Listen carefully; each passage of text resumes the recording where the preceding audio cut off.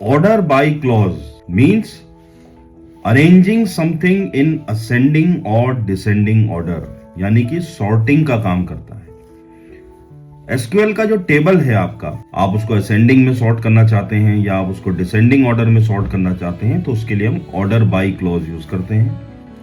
लेकिन यहां पर एक चीज ध्यान रखने की है कि सॉर्टिंग किसी एक पर्टिकुलर कॉलम पे अप्लाई होती है।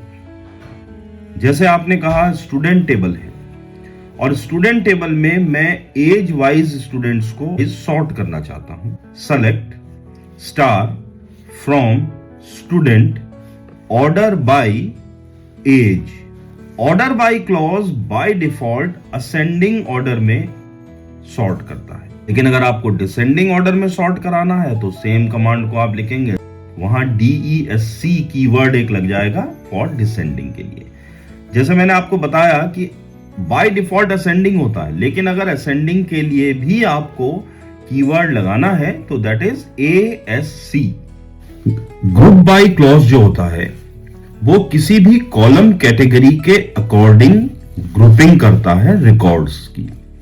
इसमें आप कोई एग्रीगेट फंक्शन भी यूज कर सकते हैं। जैसे आपके स्टूडेंट टेबल में जो डेटा है उसमें हमारे पास फीस भी है बच्चों की, और हमारे पास उनके कोर्सेज भी हैं, जैसे ह्यूमैनिटीज है, सपोज साइंसेस है, कॉमर्स है।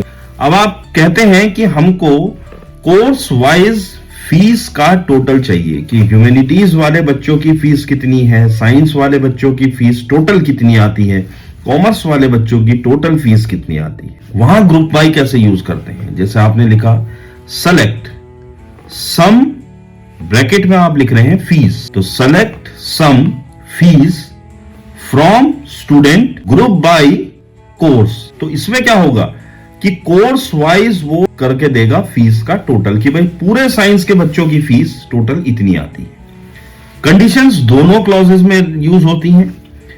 ऑर्डर बाय क्लॉज में आप नॉर्मली वेयर क्लॉज से कंडीशन देते हैं, लेकिन ग्रुप बाय में हैविंग यूज होता है। अब जैसे आपको इसी में कहीं पर ग्रुप बाय में कंडीशन देनी है, तो select sum fees from student group by course having age greater than 18।